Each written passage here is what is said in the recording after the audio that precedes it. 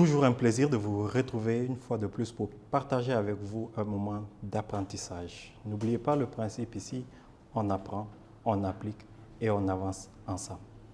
Aujourd'hui, je reçois pour vous quelqu'un qui est tout simplement une référence, une icône. S'il y a bien quelqu'un qui illustre ce propos qui dit qu'il est possible de naître, grandir et réussir en Guinée, c'est bien lui. Il représente aujourd'hui, pour toute une jeunesse, une incarnation en termes d'humilité, de persévérance, mais surtout, comme il aime lui-même se définir, d'audace. Il est le loup, il est le mâle alpha, celui qui défonce toutes les limites, celui à travers lequel on se rend compte qu'il est possible de tracer son propre chemin, celui à travers lequel on se dit que le plafond de verre, en réalité, il n'existe pas. Aujourd'hui, je reçois pour vous Joseph Maxime Bilivogui. Joseph Maxime Bilivogui, il est le président du conseil d'administration de Everest Holding, également directeur exécutif de la compagnie guinéenne des équipements et auteur du livre Black Wolf, qui veut dire tout simplement le loup noir. Black Wolf, qui est aussi un recueil dans lequel il nous a présenté son histoire et duquel on tire toutes les leçons. On a la chance aujourd'hui de l'avoir en live. Il va partager aujourd'hui ses histoires, cette référence. Prenez note parce que je suis sûr qu'aujourd'hui, on aura beaucoup de leçons à appliquer. Maxime, bonjour. Bonjour. Comment ça va? Très bien, merci. Et vous-même? Très bien. Un plaisir pour nous de vous avoir ici. Et on aime bien présenter nos invités, mais on aime aussi que ces invités se présentent. Alors, en quelques mots, si vous devez vous présenter, qu'est-ce que vous direz de vous? Merci déjà de me recevoir. En tout cas, la présentation était très bien faite. Et moi, c'est Bilivogui Joseph Maxime. Comme vous l'avez dit, président du conseil d'administration d'Everest Holding, directeur exécutif à la compagnie guinéenne des équipements. Je ne vais pas dire écrivain, peut-être que c'est un peu trop dit. Voilà, mais je vais dire aspirant écrivain, on va dire comme ça, ingénieur financier, architecte et manager de projet. Donc en termes de présentation, voilà ce que je peux dire. Je suis marié et père de 3 enfants. Merci. Une fois encore, bienvenue. Alors, on entend aujourd'hui Joseph Maxime Bilivogui partout. Comment ce Joseph d'aujourd'hui est devenu cette référence? Bon, personnellement, je ne m'identifie pas en tant qu'une référence. Je suis d'accord quand même qu'il y a pas mal de jeunes qui me prennent en exemple, notamment au regard du parcours qu'on a eu quand même dans le monde des affaires, dans le développement de projets jeunes et surtout dans l'accompagnement. Parce que ce que je n'ai pas présenté tout à l'heure, je suis aussi président de la coopérative Jeunes du développement durable. Donc on accompagne beaucoup de jeunes en termes d'insertion professionnelle et on accompagne aussi pas mal de projets. Donc ce que je peux dire aujourd'hui réellement, le nom Joseph Maxime Bilivogui résonne aujourd'hui comme un frère qui accompagne aujourd'hui les jeunes à pouvoir être plus audacieux, croire au potentiel guinéen, mais aussi de se dire qu'il y a une possibilité de pouvoir apporter quelque chose à notre nation, même quand on vient de familles très modestes. Et je crois profondément à la capacité de l'homme de transcender ses propres réalités, quelle que soit son origine. Et je le mets moi-même en pratique au quotidien parce que je ne viens pas d'une famille méga riche, je viens d'une famille modeste. Et malgré quand même les soutiens que j'ai pu avoir, il faut le préciser, mais j'ai pu quand même bâtir quelque chose d'assez considérable sans gros moyens. Donc c'est en fonction de cela que je suis peut-être une référence pour la majeure partie des jeunes, on va le dire ainsi. Et justement aujourd'hui, vous êtes un entrepreneur, un exemple. Alors comment vous êtes venu à l'entrepreneuriat? C'est une histoire assez atypique. Je viens à l'entrepreneuriat parce que j'ai faim. Tout simplement. À l'époque, quand j'ai mon bac, promo 2014, je suis orienté à Conakry, Institut supérieur d'architecture et d'urbanisme. Déjà, il faut retenir que j'étais très bien classé au bac, 186e de la République. Il faut dire que je cherchais même d'ailleurs à être boursier. Mais bon, vu que j'étais dans une école où, à l'époque, il y avait des questions de notes de cours, On n'a pas eu la possibilité d'être véritablement accompagné par une note de cours assez élevée comme nos amis dans certains lycées. Oui. Donc ça fait que, sinon je suis allé avec 15 de moyenne comme note de cours et au bac j'ai eu 15. Ok. Donc si j'avais été accompagné peut-être par ma direction avec 17 ou 18 de moyenne, je serais boursier. Donc pour faire simple, donc avoir 15 de moyenne au bac, c'est quand même un résultat exceptionnel. Exceptionnel, oui. Donc je viens à l'université et je suis accueilli par mon frère, à l'époque à Kenya ici, où nous vivons. Donc je fais la première année dans des situations en tout cas un peu compliquées. Le petit moyen que les parents trouvent, ils envoient pour que je puisse m'en sortir. L'Institut d'architecture demande beaucoup de dépenses, ça tout le monde le sait déjà, Oui. donc pas du tout évident. On fait la première année, la deuxième année, je suis major de promo d'ailleurs, et je suis aussi parmi les majors de promo, à partir de la deuxième année, la troisième année. Et en quatrième année, la difficulté s'installe. J'ai mon papa qui perd son travail au conseil d'Anois pour les réfugiés, donc je suis obligé de me prendre en charge moi-même. Parce qu'il m'appelle un soir clairement, il me dit il faut te débrouiller toi-même. Désormais, ma concentration, c'est sur tes jeunes sœurs et frères. Ouais.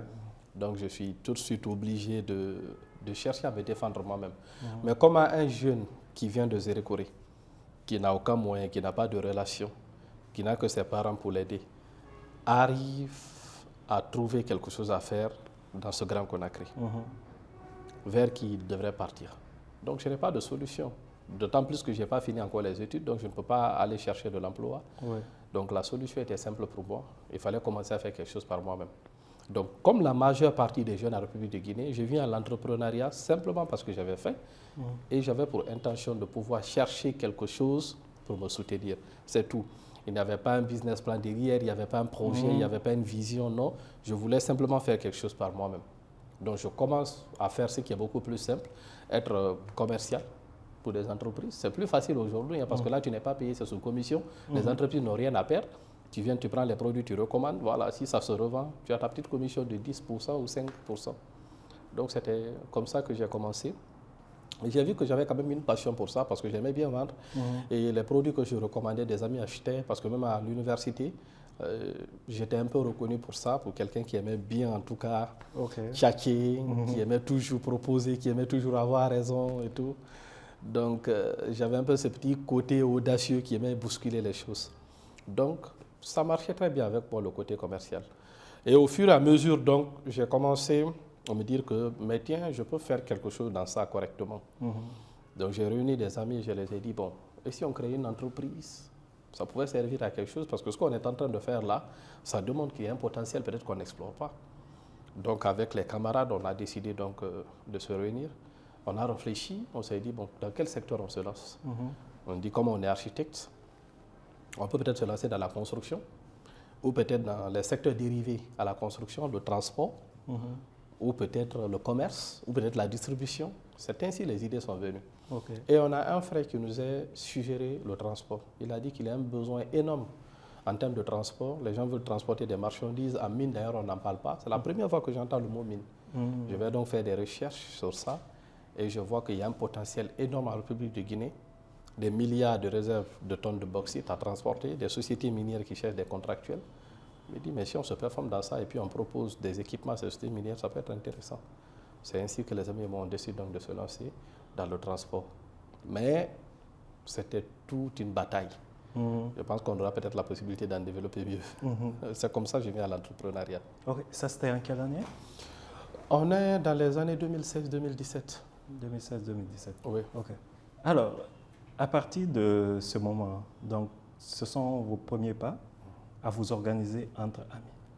Comment ça s'est passé d'abord, le fait de s'organiser entre amis? Parce que c'est souvent pas évident. On n'a pas tous, même si on veut tous réussir, mais on n'a pas tous la même envie, la même passion, la même discipline. Comment vous vous êtes organisé pour pouvoir arriver jusqu'à ce résultat aujourd'hui? Je suis parfaitement d'accord avec vous. Déjà, la première bande qu'on a constituée, c'est cassée. Pour véritablement répondre à votre question, la première bande s'est cassée. C'était une première bande d'amis où chacun voudrait être chef, chacun voudrait dire quelque chose. Donc tout de suite, là, s'unir sans réellement regarder les détails d'une véritable union en entreprise, dire que telle personne est chef, on doit le respecter, dire que telle personne fait ceci, les règles sont établies, On n'avait pas ça au début. Donc la toute première bande qu'on a mis en place avait échoué. Ensuite, moi, j'ai mis en place une autre bande. Et cette bande-là, il y avait mon ami sûr de l'université, qui est l'actuel DG d'Everest Holding. Et ensuite, on a appelé d'autres amis qui n'étaient pas forcément sur place. Certains étaient à l'université de Bokeh, ainsi de suite, d'autres à Dubreka, à Sophonia, mais des amis en tout cas avec qui on pouvait s'entendre. Et je profitais même de ça pour donner un petit conseil.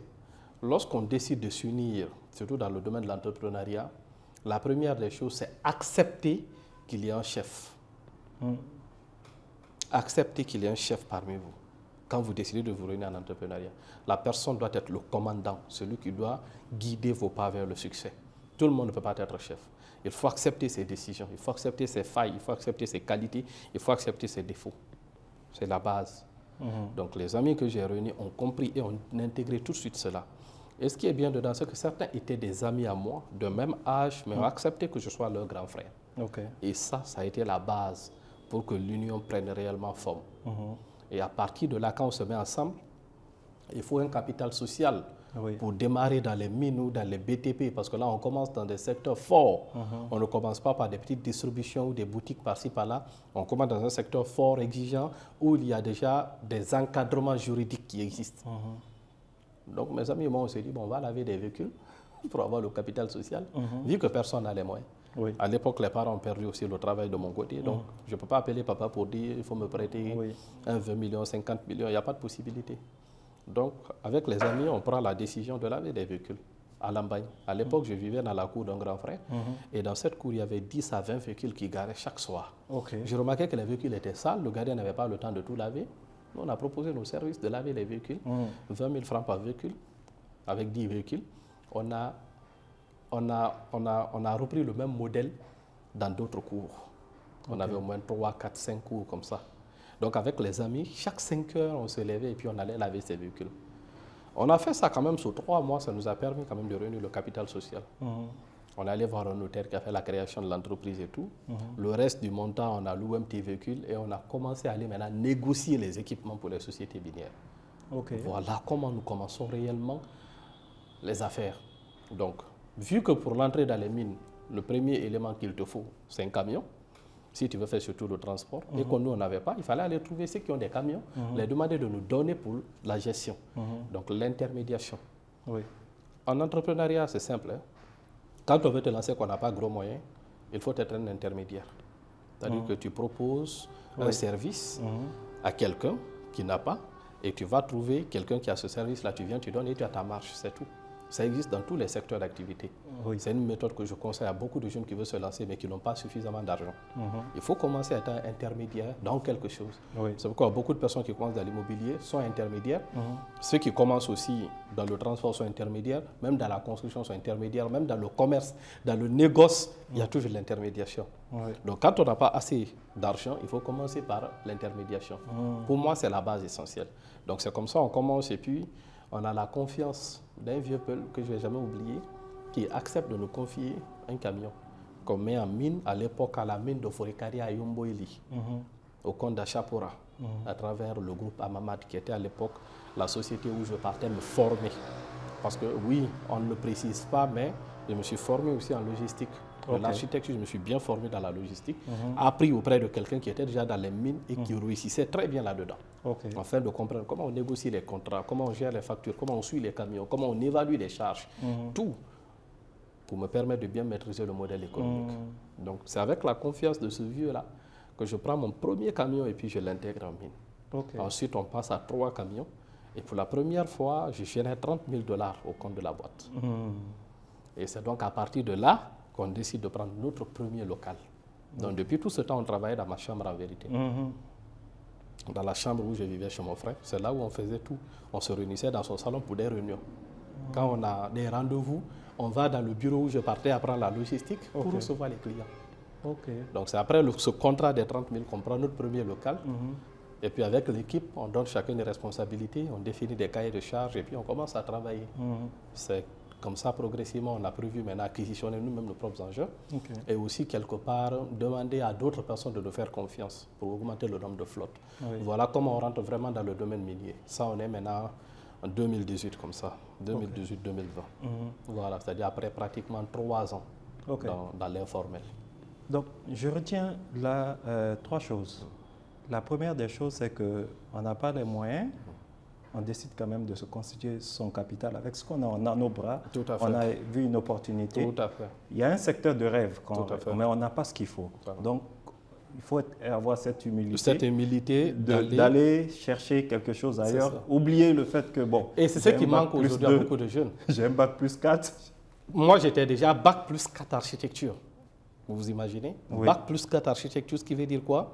À Conakry, je ne suis pas quand même un petit jeune. Oui. Parce que je fais l'un des départements les plus difficiles. Et dans l'une des universités les plus prestigieuses de la ville, à Gamal. Donc, normalement, avec un peu d'orgueil, j'aurais pu dire que non, ce n'est pas fait pour moi de laver des véhicules. Mais par humilité, je n'oublie pas d'où je viens. Je vais laver des véhicules. Donc, des jeunes aussi doivent intégrer ce comportement-là. Oui. Je veux peut-être me lancer dans les finances. C'est un gros projet. Mais qu'est-ce que je fais? Je laisse d'abord les finances. Je vais faire les petits boulots. Je dépose ce diplôme-là, je vais faire des petits boulots. Je réunis un capital. Je viens, je commence progressivement dans l'intention d'atteindre mon objectif. Il y a des projets qu'on avait en tête, qu'on a réalisés en 2025, mais on l'avait en tête depuis 2016. Donc, il ne faut pas brûler les étapes. Il faut accepter faire ses classes. Il faut accepter être humble et surtout descendre sur le terrain. C'est très important. Effectivement.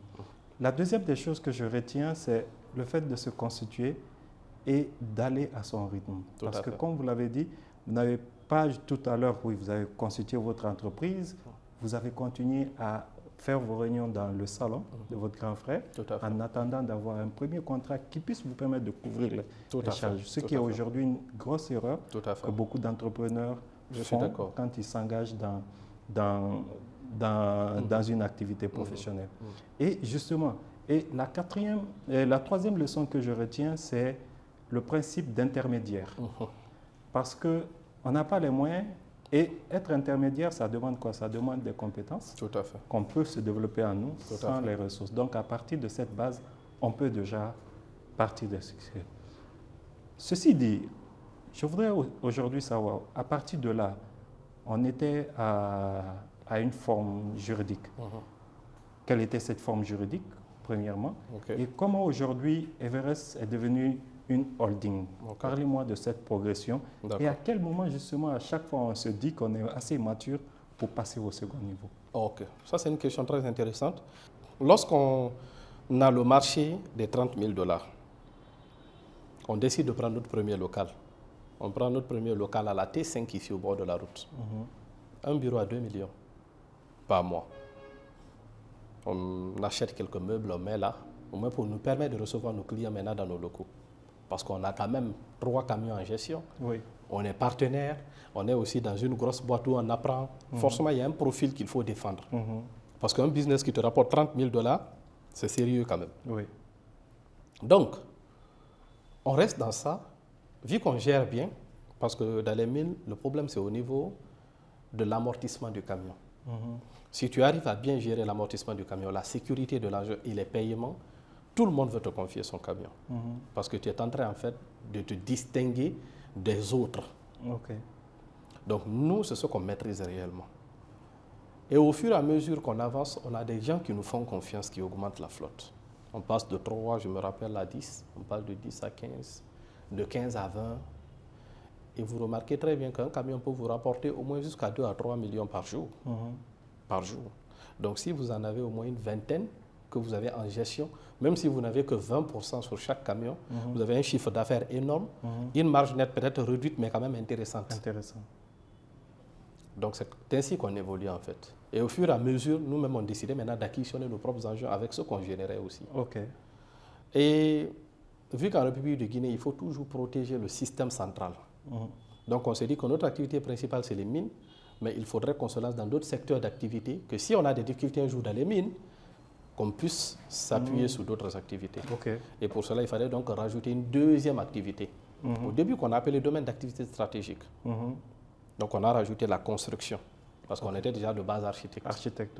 Ensuite, on a rajouté l'agroalimentaire. Ensuite, on a rajouté le consulting. Le consulting, pour dire quoi? Parce qu'on veut donner des formations, On veut accompagner des jeunes, on veut faire de la consultance pour des entreprises, pour des grandes boîtes. Donc on a rajouté aussi cela parce qu'on avait des compétences à l'interne pour ça. Donc on rajoute 4 secteurs et on rajoute un dernier secteur qui est la biocosmétique. On se dit qu'on peut transformer nos produits de base ici, afin de lutter un peu contre cette importation massive de produits chinois et de produits européens sur le marché de la cosmétique. Et c'est ainsi qu'on constitue réellement une panoplie de services. Mais au fur et à mesure qu'on avance, les services prennent aussi de la valeur. Je me rappelle qu'on signe aussi des contrats énormes au niveau de la construction. On signe des contrats importants d'importation au niveau de l'agroalimentaire. On a notre marque de produits cosmétiques qui prend de la valeur tant sur Conakry, sur Siguiri, sur la Côte d'Ivoire et sur le Mali. Donc on se dit que la société est en train de prendre de la valeur. De 2018 jusqu'à 2022, après 4 ans, parce qu'en 2018 on était déjà SARL, à partir de 2022, on voit que la société prend énormément de valeur. Et on arrive à un niveau où il y a 2 besoins qu'il faut répondre. La société prend de la valeur, les services explosent, on a besoin de nouveaux investisseurs pour maintenir le rythme de croissance, mais le statut et le modèle juridique ne nous permettent pas. Donc il nous faut passer société anonyme, où nous avions le droit de faire appel public à l'épargne, où nous avons le droit d'avoir plusieurs investisseurs, où nous avons le droit d'ouvrir le capital social. Peut-être avec beaucoup plus de restrictions en termes de bonne gouvernance, mais avec beaucoup plus d'ouverture en termes de levée de fonds. C'est ainsi qu'on décide de passer société anonyme en 2022. On va voir donc les notaires, on fait l'augmentation de capital, on fait le changement et tout. Le notaire dit que oui, on remplit toutes les cases, donc c'est possible. C'est fait, Everest devient, on était Everest Group SARL, on devient Everest Group SA. Et de là, on continue à évoluer, on continue à évoluer. Après 2022-2023, on décide de faire toute une restructuration. Cette restructuration avait pour objectif de faire quoi? D'avoir plus de directions indépendantes. Des directions qui se déploient de façon autonome. Donc pour cela, en 2024, c'est là où on prend la décision véritablement de se dire que même au niveau des filiales, tant on a un groupe qui est indépendant avec des directions, il faut qu'au niveau des filiales aussi, il y ait aussi de l'indépendance. Parce que les filiales sont interconnectées. C'était même pratiquement dans le même local quand on est passé société anonyme. On dit que ce n'est pas correct. L'activité, par exemple, de BTP doit avoir son staff, son siège et son plan de déploiement. La même chose pour l'activité minière, la même chose pour l'activité de cosmétique, la même chose pour l'activité d'agroalimentaire et plus tard aussi la même chose pour l'activité de finance où on va se lancer en 2024. Parce qu'on se lance dans les finances en 2024 pour faire de la structuration, pour faire de la tontine structurelle et pour faire le microcrédit. Donc on crée en ce sens-là la compagnie financière et de gestion, qui est une société anonyme également, au capital de 1 milliard. Donc pour faire du microcrédit et de supporter les citoyens économiquement faibles, on fait de l'intermédiation entre les particuliers, les entreprises et les banques. Donc vous allez voir que dans tout ce mécanisme-là, il faut une holding, tant sur le côté juridique, sur le côté fiscal et sur le côté de la consolidation des exercices. Donc c'est donc là, à fin 2024, on passe Everest Holding SA. Everest Holding SA avec 4 filiales maintenant. Parce que chaque filiale a désormais sa direction, sa filiale a désormais son RCCM, son équipe, son plan de déploiement indépendant des autres filiales. Donc c'est ainsi qu'on a la compagnie d'expertise minière et de construction, qui est la mine et la construction, parce qu'on a fusionné un peu les 2 activités. Ensuite, on a la compagnie financière et de gestion, qui est dans les finances. On a la société de transformation industrielle, qui est l'agroalimentaire. Et ensuite, on a la société de consulting et de communication, qui est la société de consulting, qui est aujourd'hui parmi les plus gros incubateurs, en tout cas en République de Guinée, en termes d'accompagnement, de formation. Parce qu'on accompagne plus de 10 000 jeunes chaque année à travers le programme du mois du jeune entrepreneur africain. Donc c'est comme ça, on a les 4 filiales. Et aujourd'hui, chaque filiale a son bureau sur le Grand Conakry. Et la holding aussi a son bureau avec ses directions. Et c'est ainsi qu'on pilote maintenant la société. Et en 2025, moi donc je quitte la direction générale et j'ai mon associé qui est mon directeur général parce que j'ai été appelé à d'autres fonctions et je passe maintenant président du conseil d'administration. Parce que là, on a quand même une équipe mûre qui maîtrise très bien le process, qui déploie les activités sans forcément besoin que j'intervienne là-dessus. Ok. Donc de 2016 jusqu'à 2025, c'est ça le parcours, donc en 10 ans. Très instructif. Alors, pour arriver à cette étape où on est très à l'aise, très confiant de quitter la direction, aller à c'est qu'on a pu mettre en place les bases solides. Tout à fait.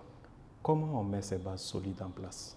Pour mettre des bases solides en place dans une entreprise, il faut simplement maîtriser un élément phare, la structuration et la gouvernance de l'entreprise. Une entreprise, c'est un tout petit peu comme, on va dire comme un humain. L'éducation que tu donnes à ton enfant, c'est cette même éducation qui l'accompagne dans sa vie personnelle, professionnelle, spirituelle. Et c'est la même chose aussi pour une entreprise. Lorsque moi, je fondais Everest avec mes amis, je savais pertinemment dans mon état d'esprit que je serais appelé à d'autres fonctions et qu'un jour je suis appelé à partir. Au début, je n'étais pas à l'aise avec la question de la structuration. Je me rappelle très bien en 2016-2017, quand on a commencé à entreprendre, vers 2018, on a commencé à générer un peu de fonds. Quand on a pris notre tout premier bureau, c'était du désordre. Rien n'était respecté. On génère de l'argent, comme beaucoup de business ici.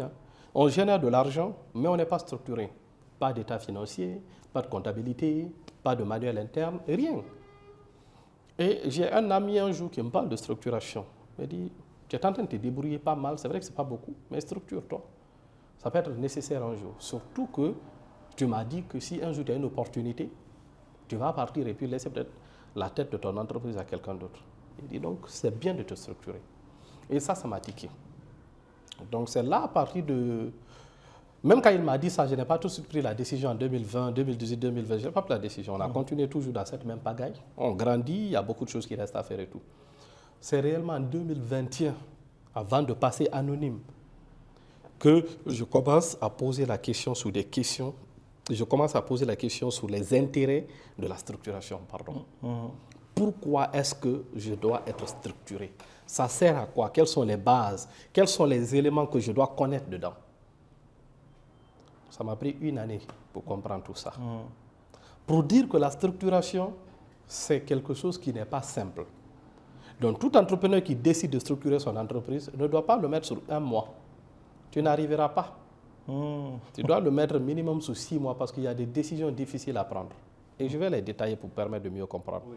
Quand on décide de structurer son entreprise, la première des choses qu'il faut faire, il faut d'abord commencer par être en règle vis-à-vis de la loi. La loi basique, RCCM, statut, NIF, bureau et manuel interne. Et ce que j'ai déjà cité comme ça, tu peux faire un mois en train de réunir ça. Oui. Si tu n'es pas expérimenté, tu peux faire 3 mois. Juste ce que je viens de citer. Alors que ce n'est que la base, c'est ce qu'on appelle une pièce d'identité pour un citoyen. Et après ça, il faut définir quoi? Il faut définir une politique pour chaque compartiment de l'entreprise. C'est quoi la politique? Il y a la politique commerciale. L'entreprise, on vend comment de A à Z. Ça doit être connu de tout le monde. C'est une stratégie qui est établie. Si ce directeur-là quitte aujourd'hui, nos directeurs viennent à lire la politique, il connaît quoi déployer pour faire générer de l'argent de l'entreprise. C'est une politique privée adossée à l'intérêt de l'entreprise. Et ça se travaille, ça se définit en fonction de vos ressources, de vos moyens, de vos capacités. On ne se lève pas un beau matin pour dire qu'aujourd'hui on décide de faire ça. Non, on décide de faire ça en s'appuyant sur ça. Voilà. De l'autre côté, il y a la politique financière. Quand on parle de politique financière, c'est justement comment vous êtes rentable. Comment vous êtes rentable, c'est comment vous gérez vos charges, qu'est-ce que vous générez. Parce que quand vous avez une politique commerciale claire, il faut que vous ayez une politique financière claire. Et c'est là qu'on va parler de comptabilité. La gestion de vos états financiers, de vos états comptables, le reporting, le suivi des écritures.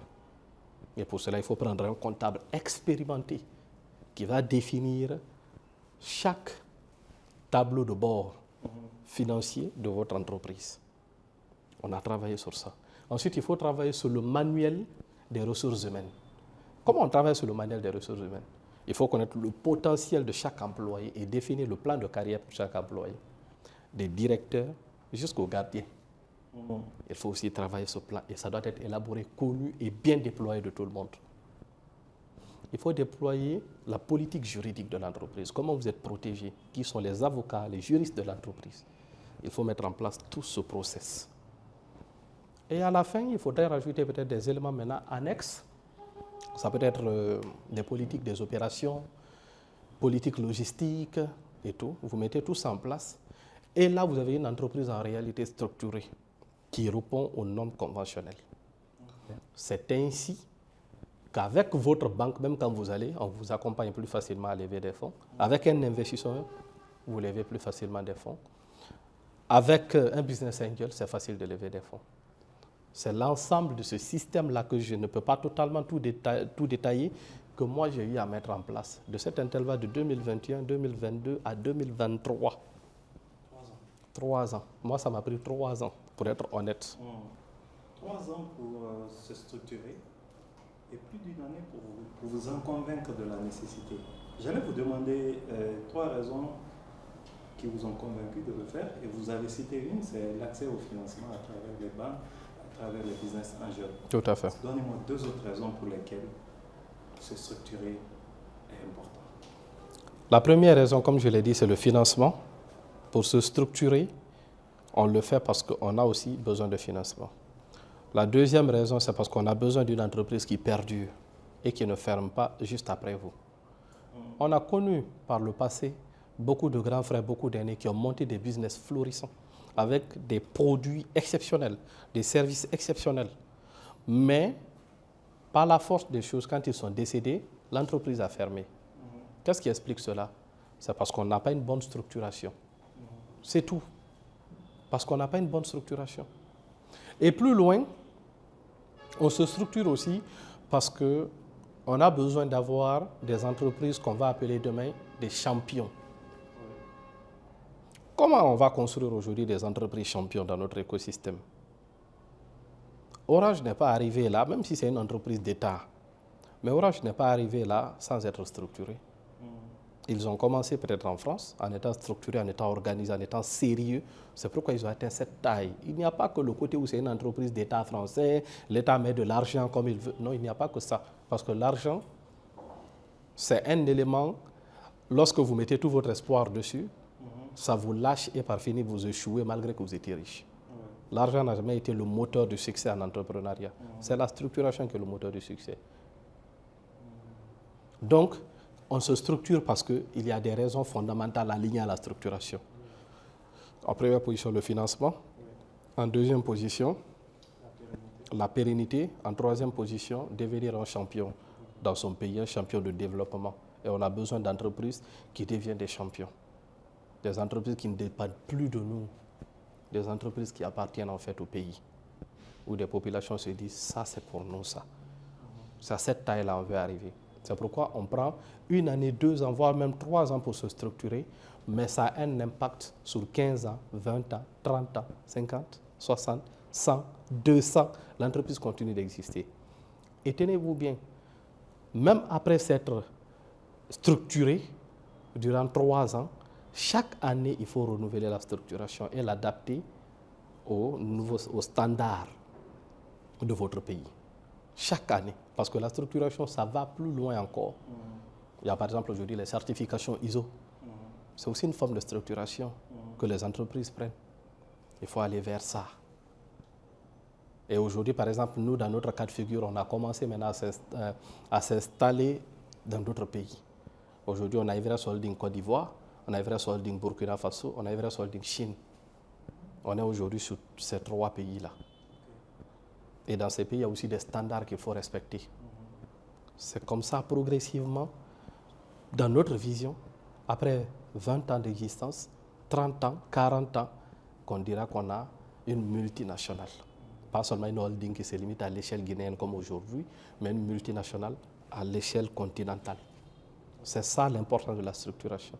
Et quand on le maîtrise, parce que vous avez posé une question très intéressante, comment j'ai fait pour me convaincre de l'importance de la structuration? Quand on comprend l'importance et la valeur de la structuration, en tant qu'entrepreneur, ça nous amène demain à se reposer en fait. Aujourd'hui, il y a des entrepreneurs qui passent toute leur vie dans leur entreprise. C'est simplement parce qu'on n'est pas structuré. Quand on est structuré, on n'a même pas peur d'employer quelqu'un en qui on n'a pas confiance. Parce que les règles viennent mettre la barrière simplement. Donc même si tu n'as pas confiance en lui, mais il ne pourra absolument rien faire à l'entreprise. Parce que le système est là. En fait, c'est le système qu'il faut mettre en place. C'est pourquoi on dit dans des vraies révolutions, c'est les systèmes qu'il faut combattre, pas les hommes. Oui. Si on veut changer notre pays, on doit être capable de mettre en place des systèmes qui ne dépendent plus de nous. Et ça doit commencer même au niveau de l'État, des entreprises et même dans notre vie quotidienne. On doit avoir un système de fonctionnement qui ne s'ébranle pas. 3 années pour se structurer et 1 année pour s'en convaincre. Vous avez dû trouver des raisons. Et au-delà du financement dont vous avez parlé, ça nous donne accès au financement, quelles sont les autres raisons? Si je voulais vous en demander 3. Donc on a déjà le financement. Ce qui est important par rapport à la structuration, il y a plusieurs avantages. Quand on crée une entreprise et qu'on décide de structurer l'entreprise en prenant des décisions parfois difficiles lors de cette étape de structuration ou de ces étapes de structuration, on amène l'entreprise à plusieurs valeurs. La première valeur, c'est d'avoir très vite du financement pour la croissance de ses activités. La deuxième valeur, c'est de permettre à l'entreprise d'être pérenne. L'exemple l'a démontré. Plusieurs années ont monté des business, des projets assez intéressants, mais qui ont fini par échouer pour la simple raison que ce n'était pas structuré. La structuration, ce n'est pas juste de respecter des règles juridiques de base, c'est de poser un système qui permet à l'entreprise de tourner même quand vous n'êtes plus présent. Voilà ce qui manque à plusieurs business dans notre écosystème. Et c'est ce que la structuration vient soigner. Ça va jusqu'à ce niveau. Et de l'autre côté, la structuration permet de créer des entreprises champions. On va dire championnes. Et ces entreprises-là deviennent des multinationales demain qui viennent renforcer notre capacité, notre résilience économique. Ça, c'est extrêmement important. Donc la structuration de base nous permet d'avoir du financement, d'avoir des entreprises pérennes, mais aussi d'avoir des entreprises championnes. C'est vraiment ça la base de la structuration. Parce que la structuration vient mettre en avant un système et non l'humain. L'humain est juste là pour faire tourner le système, être en train d'observer est-ce que ça marche bien. C'est comme un peu l'algorithme Facebook. Aujourd'hui, les développeurs de Facebook ont conçu l'algorithme et ils l'ont servi. Quand on dit que Facebook m'a par exemple supprimé, Facebook m'a ban, c'est le système qui t'a ban. Oui. Ce n'est pas un ingénieur derrière qui a cherché ton œil qui allait te supprimer. C'est un algorithme qui a été conçu et mis en place. Les entreprises doivent fonctionner comme des algorithmes qui ont déjà été programmés. Action, réaction. Action, réaction. C'est pourquoi, lorsque j'ai parlé de ma structuration, j'ai dit qu'il y a des politiques qu'il faut mettre en place. Une politique commerciale, par exemple, même si l'actuel directeur commercial n'est plus là, une autre personne vient, peut suivre la politique commerciale. Ce n'est plus lié à l'homme. Ce n'est plus lié à un homme, c'est le système qui se trouve ici. Oui. C'est comme ça que les multinationales fonctionnent. Donc il ne faut pas voir les multinationales aujourd'hui et puis se dire que non, c'est juste l'argent qui les amène à ce niveau. Non. L'argent, tu peux l'avoir énormément en quantité et échouer. Il y a eu plusieurs expériences. Mais ce qui n'échoue pas véritablement, c'est la structuration. Quand on est correctement bien structuré et que l'argent s'adosse à ça, un tout petit peu de chance, tout est bon pour réussir. Ouais. Merci beaucoup. Ce que vous dites, ça parle tellement que je me rappelle de certains grands mastodontes dans notre écosystème ici qui malheureusement n'ont pas perduré. Et deux fois, ça n'a même pas attendu que la personne leader puisse partir, mais même de son vivant, c'est passé. Et moi, l'un des éléments qui me fait souvent m'émerveiller devant le système, c'est souvent quand on est dans un aéroport. Et je ne sais pas si on se rend compte où tout est millimétré, où il y a beaucoup de personnes, chacun fait ce qu'il a à faire et tout marche de sorte que tu enregistres ton bagage de l'autre côté, tu le retrouves de l'autre côté. S'il n'y a pas de système, ça ne marche pas. Ça ne marche pas. C'est ça l'importance du système. Merci beaucoup pour ce partage. Et justement, au-delà du système, il y a aussi des valeurs que vous avez développées dans votre entreprise, des valeurs auxquelles vos collaborateurs ont adhéré et qui ont permis de faire de sorte que vous vous distinguez dans cet écosystème. Partagez-nous ces valeurs. Aujourd'hui, comme je l'ai dit, quand on décide de se mettre ensemble, surtout dans l'entrepreneuriat, il faut accepter qu'il y ait un leader. Je ne dis pas pour ceux qui commencent seuls et ensuite qui réussissent puis prennent des employés et tout, qui viennent déjà les trouver accomplis. Je ne parle pas de ce cas de figure. Je parle de ce cas où tu commences tes affaires avec tes amis de promotion. Vous savez, généralement avec tes amis de promotion, le respect n'est pas de taille. On se connaît dans le quartier, on connaît la famille, on passe tout notre temps à s'amuser ensemble. Donc, ce n'est pas du tout évident que je puisse te respecter à un niveau extrêmement élevé. À un moment donné, si tu veux crier sur moi, je vais te rappeler que nous sommes des amis, il faut faire attention. Alors que nous sommes maintenant en entrepreneuriat, nous sommes dans le business. Il y a des règles à respecter. Si tu ne les respectes pas, je vais te sanctionner. Même si tu es mon ami, je te sanctionne dans l'intérêt de l'entreprise. Et si on n'est pas capable de comprendre ce facteur-là, on n'est pas encore prêt à être unis autour d'un business. Donc beaucoup de jeunes veulent se mettre ensemble, mais ne sont pas prêts à dépasser ne serait-ce que ce petit cap. Voilà le vrai problème. Donc quand on décide de se mettre d'abord ensemble, surtout dans le domaine de l'entrepreneuriat, la première base, c'est d'accepter qu'il y ait un leader. La deuxième base, c'est d'accepter de s'unir autour d'une vision, pas autour d'un objectif à court terme qu'on veut réaliser, ou de s'unir à cause des objectifs personnels que chacun a dans le cœur. C'est une grosse erreur de faire ça. Je décide de me mettre avec toi en entrepreneuriat, mais mon objectif peut-être c'est de me marier dans 3 mois. Donc je sais que ce business-là va nous rapporter, je vais me marier. Toi, ton objectif c'est construire un système sur 20 ans. On n'est pas sous les mêmes diapasons. Même si dehors on est motivé, on travaille ensemble, on dort à partir de 6 heures, on se lève à partir de 7 heures du matin, on a qu'1 heure de sommeil chaque jour, même si on a cette motivation, après les 3 mois, quand le deal va marcher, moi je vais quitter le jeu. Donc quand on décide de se mettre ensemble avec des amis, on doit être clair. Le projet qu'on commence là, c'est un projet pour telle année. Même si ça marche à 2 ans, on ne s'arrête pas, on continue. Mark Zuckerberg a été l'exemple parfait de cela avec ses amis. Quand ils ont décidé de racheter Facebook à 1 milliard, une entreprise a décidé de racheter Facebook à l'époque. Ses amis ont dit, ben, pourquoi tu refuses 1 milliard? Avec 1 milliard, tu sais ce qu'on pourrait faire avec? Il dit, mais on ne va pas revendre. Qu'est-ce qu'on ferait avec 1 milliard? C'est de prendre 1 milliard et recommencer encore un autre Facebook. Il dit, c'est pas intéressant. Notre Facebook peut aller loin que ça. Peut changer tout un écosystème. On continue. C'était fou à l'époque de refuser 1 milliard de dollars pour une start-up où même il y avait des risques que ça ne marche pas. Parce que des gens pouvaient copier le modèle et aller faire la même chose avec la concurrence grandissante que tu sois écrasé. Mais il a refusé. Il faut comprendre des décisions comme ça. C'est parce qu'on a confiance à sa vision. Et même si on devrait aller échouer, il n'y a pas de problème. Mais au moins, on a tenté de suivre sa vision.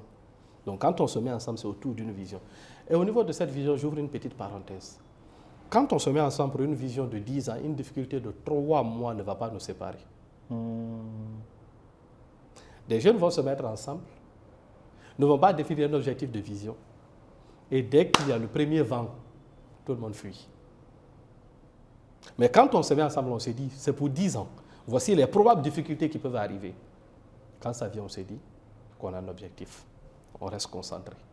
Donc, ce n'est pas parce qu'il n'y a pas de salaire aujourd'hui que je ne vais pas aller au bureau. Non. Ce n'est pas parce qu'il n'y a pas d'argent dans la caisse que je ne vais pas. Ce n'est pas parce que les produits, les services ne se sont pas écoulés ce mois, je ne vais pas. Je sais que dans 10 ans, ça va changer. Ça a été les valeurs que mes amis m'ont apportées. Au début, nous, on n'avait pas de salaire. On ne se payait même pas. Vous voyez? Mais on n'a pas regardé 2018. On a regardé 2025. Et en 2025, on est en train de regarder 2040. 2040, on va regarder 2100. Tant que Dieu nous donnera longue vie, on sera toujours là en train de regarder notre vision. Et si demain il arrivait que nous ne soyons plus là, le système qu'on a mis ensemble va s'adapter exactement à nos héritiers. Ils vont suivre le même train. Sauf si par la force des choses que ça s'arrête là, ça veut dire que ça a été simplement notre histoire. Mais sinon, ce sont ces valeurs-là que nous, on a toujours mis en avant. Et mes amis l'ont très bien compris, qu'il est le chef. On accepte qu'il soit le chef. On fait tout pour qu'il soit le chef. On fait tout pour qu'il commande et qu'il nous dise où on doit partir. Même si on est plus intelligent que lui, même si on comprend mieux parfois que lui, c'est lui le chef. On se remet à son bon jugement. En deuxième position, on est ensemble pour une vision. On veut bâtir une holding qui doit faire ceci, ceci, ceci et cela. Notre objectif est très clair. Et maintenant, par rapport à tout ça, on va développer tout ce qui est loyauté, tout ce qui est confiance en soi, on va développer tout ce qui est détermination, persévérance. Ces valeurs-là vont être maintenant le moteur pour soutenir, le carburant, pardon, pour soutenir la base centrale que nous avions eu à définir ensemble. Vers la vision. C'est ça. Alors, cette vision, ce respect du leadership vous a permis à un certain niveau de vous dire « Ok, c'est bon, j'ai confiance au système que nous avons bâti ensemble, je vais à d'autres cieux ». Quel a été ce déclic et pourquoi la compagnie guinéenne des équipements? Très bien. Comme vous le voyez, ce que je disais tout de suite, quand on accepte qu'il y ait un leader, quand il quitte, c'est une autre personne qui devient leader. Aujourd'hui, ce n'est plus moi le leader d'Everest. Le leader, c'est mon associé, M. Bernard, qui est désormais le DG. Donc c'est lui qui décide de toute la politique. On lui fait totalement confiance. Et on accepte aussi que c'est lui notre chef. Vous voyez?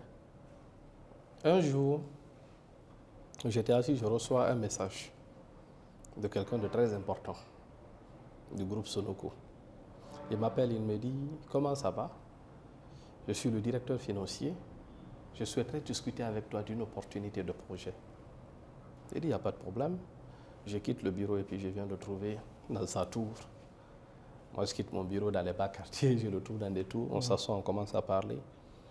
Il dit « Ça m'intéresse bien ce que tu fais. Je vois ce que tu es en train de bâtir avec Everest Holding. » Il dit « Je souhaiterais qu'on initie un projet, voir ce que ça va donner. » On commence, on évalue.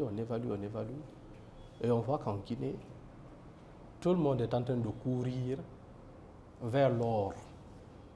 Mais personne ne pense au pelles. Vous avez vu l'adage là? Ça a été la base de la compagnie guinéenne des équipements. On dit on est dans un secteur minier. Tout le monde veut aller vers l'exploitation de la bauxite, le transport, l'exploitation du fer, le transport. Tout le monde n'a que ça dans la bouche. Mais pour aller vers l'exploitation de la bauxite, il faut des équipements. Pour aller vers le transport, il faut des équipements. En Guinée, qui est maître des équipements? On a commencé à checker. On a vu qu'il y avait par exemple BIA, mais qu'il y avait quand même un parcours assez limité pour le secteur privé local. Ils n'étaient pas trop présents pour ceci. On a vu les banques, mais qui ne financent que des gros clients. On a regardé les concessionnaires, mais qui sont pratiquement que des vendeurs. On a dit qu'il y a un réel besoin. La Guinée doit avoir sa compagnie guinéenne d'équipement. Une compagnie qui est là pour accompagner les particuliers, les PME, le secteur privé local dans l'acquisition des équipements afin d'aller être champion dans les mines. Nous, on est là pour les pousser. C'est ainsi qu'on conçoit le modèle. L'entreprise voit le jour, on le constitue. L'entreprise voit le jour en étant déjà grand, parce qu'il y avait beaucoup de capitaux qu'on a mis là, avec un conseil d'administration assez solide, vu nos relations et tout ça. Et donc, mon associé me dit, il faut que tu sois le directeur ici, parce que moi, je suis déjà très occupé à Sonoko, je ne pourrais pas quitter mon emploi pour ça, je ne peux qu'être associé. Et il faut que toi, tu viennes. En plus, tu maîtrises déjà les mines, tu connais les équipements, tu es ingénieur financier, il y a beaucoup de choses que tu peux rapporter. Donc, ce serait mieux que tu viennes pour pouvoir piloter tout ça. Mais est-ce que tu penses qu'à Everest aujourd'hui, il y a une certaine maturité pour ça? J'ai dit, j'attendais une opportunité comme ça, un nouveau défi, un nouveau challenge. J'ai dit, et c'est venu. J'ai dit, Everest est prêt à aller ça, moi. Je fais une réunion avec mes gars me disent, mais nous sommes miniers. Si toi, tu es à la compagnie guinéenne des équipements, tu peux mieux nous appuyer encore à être champion dans ce qu'on fait. Vas-y. Je pense que le moment est arrivé. C'est ainsi qu'on prend la décision. Avec tout le conseil d'administration, on fait le vote et c'est mon associé qui est élu. Donc il prend la tête du groupe avec tous les remerciements et puis moi je vais à la compagnie guinéenne des équipements. Donc aujourd'hui, 2 ans, jour pour jour, je suis à la compagnie guinéenne des équipements. Et justement, la compagnie guinéenne d'équipement, comment aujourd'hui vous accompagnez à créer des champions? Aujourd'hui, nous accompagnons à créer des champions à travers un modèle simple qui existait depuis bien longtemps, le leasing. Vous savez, on a affaire à un marché où des entrepreneurs guinéens, parfois même ayant de l'argent, paraissent toujours pauvres lorsque tu regardes de près leur comptabilité et leurs ressources internes de banque. Un entrepreneur peut faire, si vous voulez, 10 milliards par mois. mais dans son épargne, n'a même pas 50 millions. Pourquoi? Parce qu'il est toujours appelé à réinvestir de l'argent. L'entrepreneur guinéen survit. Et donc, un entrepreneur qui a besoin de pouvoir acquisitionner, par exemple, 20 camions pour renforcer sa croissance, n'a pas tout de suite les moyens de pouvoir payer cash 20 camions. Dans d'autres pays, il y a aujourd'hui des politiques de financement par leasing qui existent où l'entrepreneur garde sa trésorerie à travers 20%, une structuration bien faite se fait accompagner. Il y a des institutions pour prendre ce risque-là. Et il n'y a même pas besoin de demander des garanties de titres fonciers, des garanties excessives que l'entrepreneur n'a pas. C'est comme ça que nous nous accompagnons. Aujourd'hui, nous risquons pour les entrepreneurs. Si vous venez voir la compagnie guinéenne des équipements, on va quand même vous faire passer par une méthode de structuration obligatoire si vous n'êtes pas structuré. Si vous êtes structuré, ça va. Donc on va simplement demander toute une liste de documentation qui justifie véritablement que vous pouvez être accompagné. Et par ailleurs, que si on vous donne un équipement à 100 000 $, vous pouvez rembourser et que vous pouvez continuer à gérer votre trésorerie de façon responsable. On va faire toute cette analyse en équipe. Et ensuite, voilà, on va vous accompagner. Et la méthode du leasing est très simple. C'est une location VAT. On vous donne un équipement, vous payez en format de location. Mais à la fin, l'équipement vous revient en réalité. Donc, supposons par exemple que chaque mois, vous devrez payer 10 000 $ et que l'équipement coûte 100 000 $. Donc, en 10 mois, vous avez fini de payer et l'équipement vous revient. Mais alors que vous louez d'habitude, et mais c'est le même principe aussi qu'on vous fait faire, mais cette fois-ci, vous l'achetez. Et vous êtes gagnant. Et vous êtes gagnant en fait. Donc peut-être on va rajouter des taux dessus pour nos marges bien sûr et pour toute l'intermédiation que nous faisons parce qu'on le fait avec des banques. Quand vous venez, on prend vos dossiers, on envoie auprès des banques, on analyse ensemble avec les banques et on décide donc de vous accompagner. Cette fois-ci, la banque est plus à l'aise. Pourquoi? Parce qu'on est intermédiaire. Donc la banque s'est dit qu'il y a désormais une compagnie qui prend des garanties pour les entreprises. Donc je suis plus prêt à pouvoir les financer que si c'est l'entreprise même qui vient nous voir. Voici comment on lève en fait le voile sur la question du leasing. Donc c'est comme ça qu'on accompagne aujourd'hui des centaines. Quand on a commencé le modèle, en fait, le besoin était tellement énorme. Chaque jour, c'est des entrepreneurs qui affluent, qui ont besoin d'équipements, qui veulent être accompagnés matin, midi, soir. Donc mes journées sont rythmées par montage financier, analyse, montage financier, analyse, montage financier, analyse, pour accompagner les entreprises.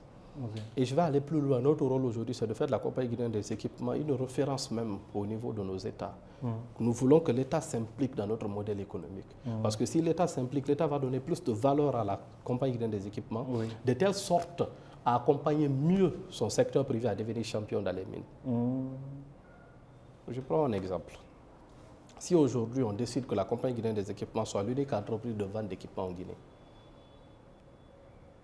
l'unique, ça veut dire que tous les concessionnaires qui sont en République de Guinée sont obligés de passer par le canal de la compagnie guinéenne des équipements pour pouvoir exposer leurs produits. Peut-être que nous n'allons pas revendre pour eux, mais nous allons les accorder cette autorisation de pouvoir revendre. Oui, il faut des décisions difficiles et impopulaires comme ça pour pouvoir justement renforcer notre État. Parce que si cela est fait, nous, en retour, qu'est-ce que nous allons faire? Nous allons dire, si vous voulez revendre, acceptez que nos entrepreneurs prennent vos équipements, ils payent 30% et le reste sous crédit. Nous allons donc imposer cela. Et quand nous imposons cela, les entrepreneurs ont la facilité.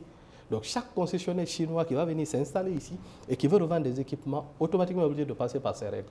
Et ça va nous permettre tous aussi d'être tellement grands et nous allons commencer à faire de l'assemblage d'équipements sur place. Voilà donc la vision. Nous allons commencer à produire des équipements made in Guinée pour nos mines, pour le secteur industriel, pour l'agroalimentaire et tout. Nous, c'est là où nous sommes en train de partir.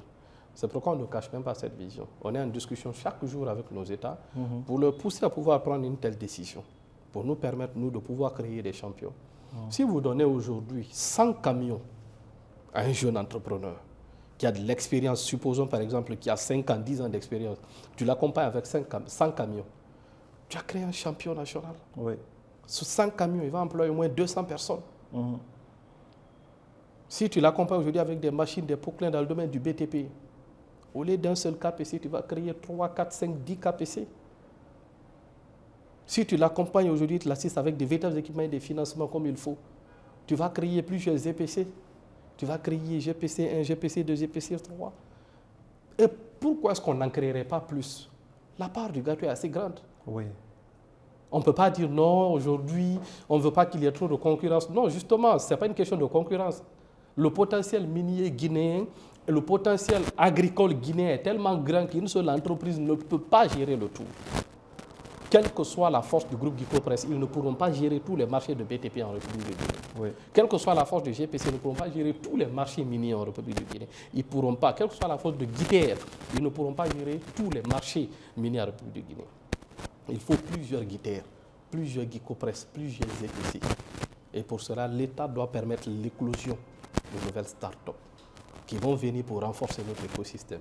Sinon, dans notre propre pays, avec nos milliards de ressources, avec nos millions de terres arabes, ce sont d'autres personnes qui viendront. Parce que eux, chez eux, le même soutien qu'on demande pour le secteur privé, ils l'ont chez eux.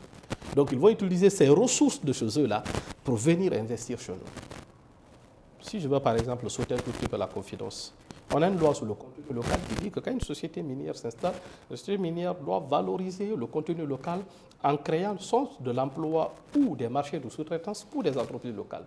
Rio Tinto est un bel exemple dans ce sens-là, qui a investi au moins 400 millions de dollars en sous-traitance sur des entreprises. Vous voyez cela?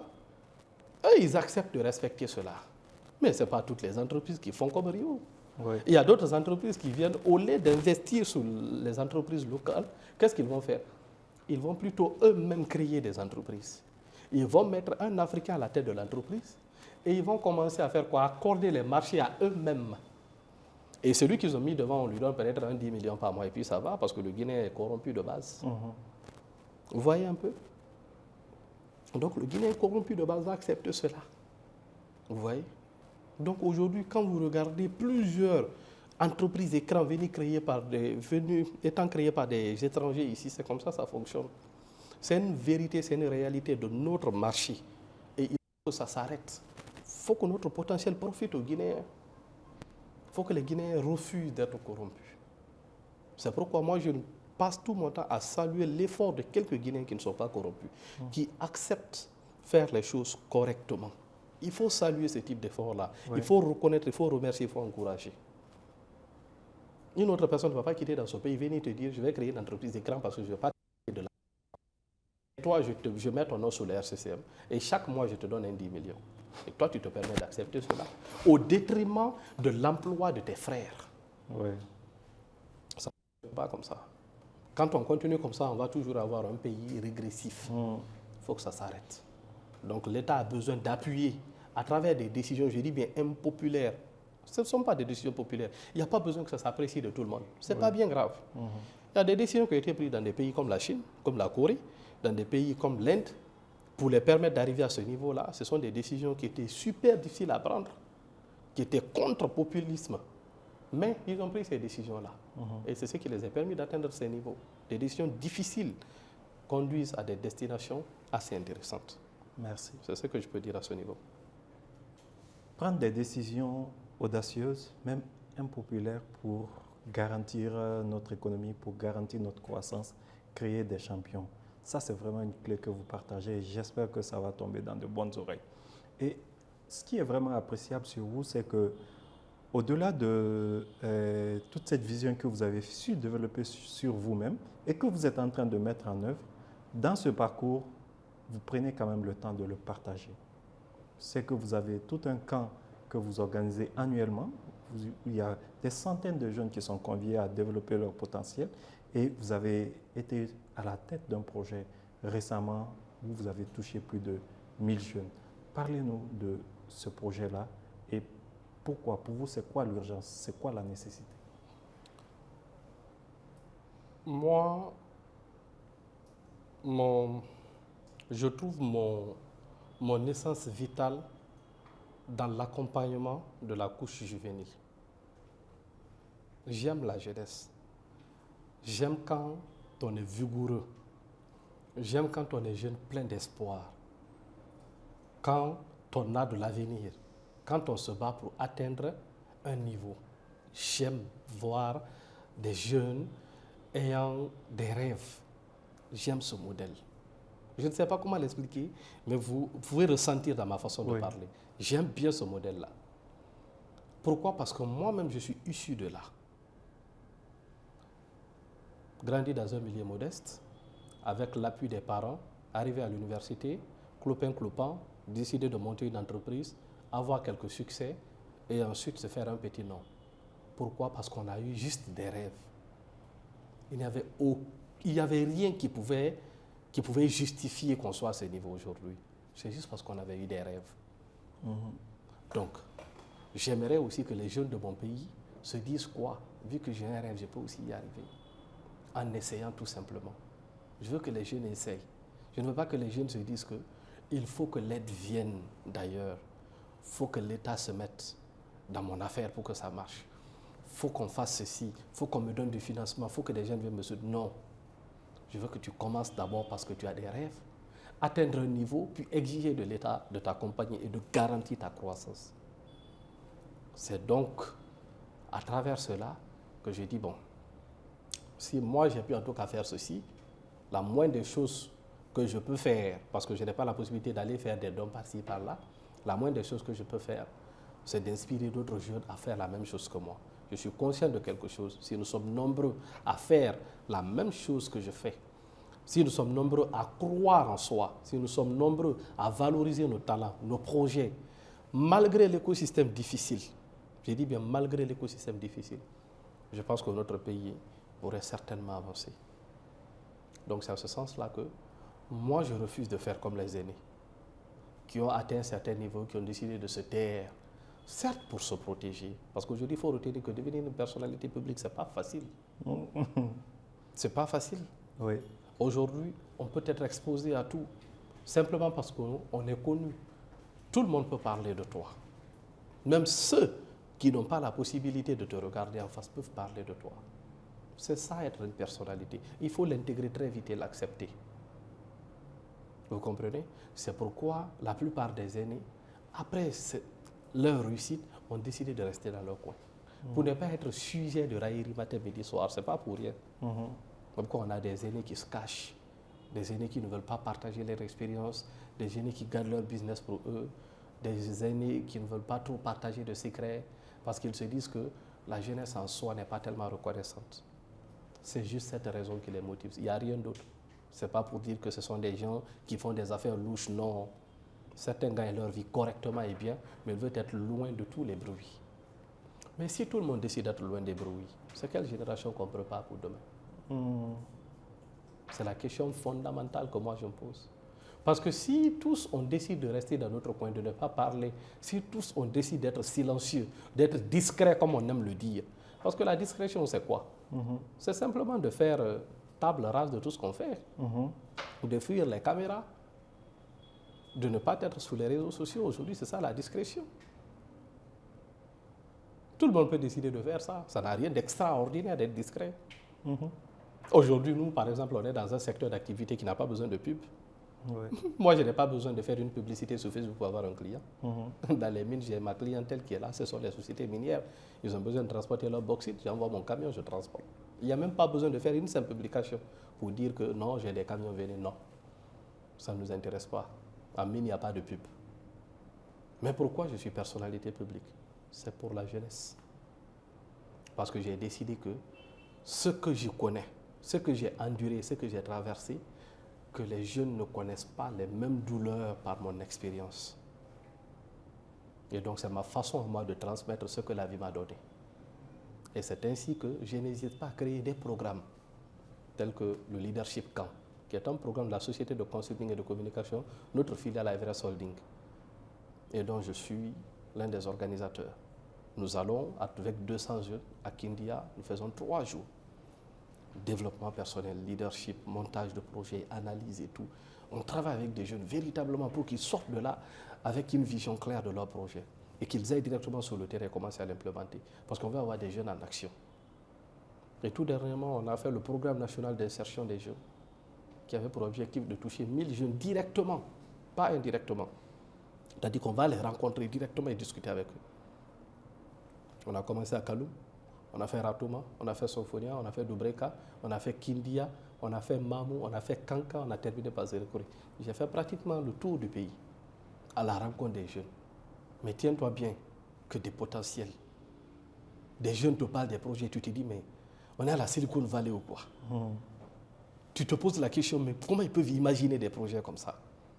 Le potentiel qu'on a dans notre jeunesse, si on valorise ne serait-ce que 5 ou 10%, je t'assure nous allons créer quelque chose d'extraordinaire dans notre pays. Ouais. Il y a tellement de talents, il y a tellement d'idées, il y a tellement de rêves. Mais même une tribune pour s'exprimer, les jeunes n'ont pas.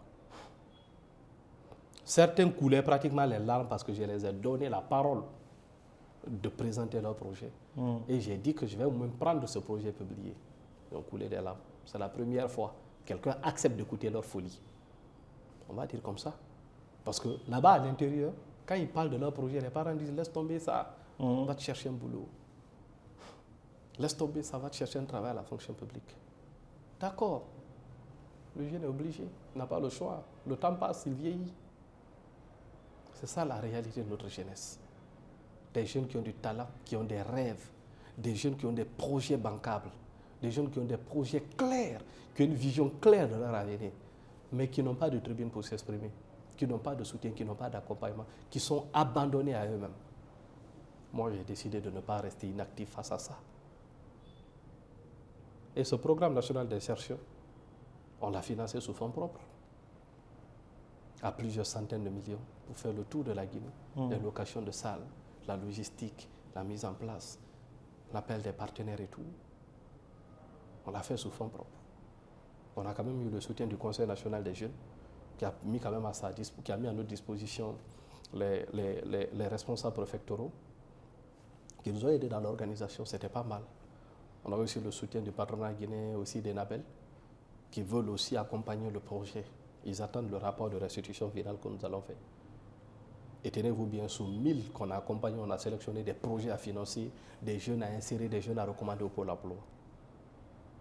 Donc si chaque année, on répète le même processus, avec par exemple 5 000, 10 000 jeunes, parce que cette fois-ci, on a suffisamment d'accompagnement, suffisamment d'aide, on peut aider énormément la jeunesse guinéenne à s'éclore. Moi, j'ai confiance au potentiel de la jeunesse guinéenne. Je crois en la jeunesse guinéenne. Et je sais que la jeunesse guinéenne a la possibilité de pouvoir changer cette nation qui a tendance à rester inactive dans son développement. Le Guinéen commence à intégrer que la Guinée ne peut plus se développer. On est dans une phase où tout le monde est d'accord que notre pays va rester comme ça, tant pour la corruption, la malhonnêteté, ou par les politiques publiques qui ne sont pas parfois adaptées à nos réalités. Donc tout le monde commence à intégrer cela. Moi, j'ai confiance à la jeunesse. Je sais que parmi cette jeunesse, qu'on traite parfois de bruyant là, il y a du potentiel. Parce que je l'ai vu de mes yeux. J'ai vu le rêve des jeunes. J'ai vu ce qu'ils sont capables de produire quand on leur donne la possibilité d'être responsables. Et si on mise sur cette jeunesse-là, si on mise sur ce capital humain-là, 10 ans, 20 ans, on va exploser la Guinée de potentiel. On va exploser la Guinée de start-up, de projets, d'entreprises, de jeunes responsables qui occupent l'administration et qui décident dans les hautes instances. Mais tant qu'on ne met pas l'accent sur eux, ça ne va pas marcher. On ne peut pas continuer toujours à marginaliser cette jeunesse-là, qui a longtemps été marginalisée. Même quand je vous ramène la question, depuis le temps de feu Ahmed Sékou Touré jusqu'à aujourd'hui, quel est ce programme national de jeunes qui a perduré sur 10 ans et qui a été appliqué chaque année avec pour but d'accompagner, de financer et d'insérer les jeunes? Il n'y en a pas.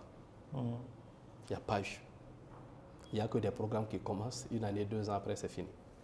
Sans aucun impact. Ça ne tient pas sur le long terme. La jeunesse a toujours été oubliée. Donc si aujourd'hui, on décide de mettre la jeunesse au cœur de nos priorités, on va voir ce que ça va produire. Moi, je l'ai commencé il y a 5 ans et je ne vais pas l'arrêter. Tant que je suis là, chaque année, il y aura un programme pour la jeunesse.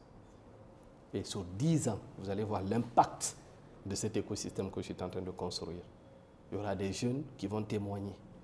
Grâce un jour à ça, avec M. Billy, j'ai pu faire ceci. C'est l'unique récompense que j'attends. Parce que les jeunes ne payent pas pour être formés dans mes programmes.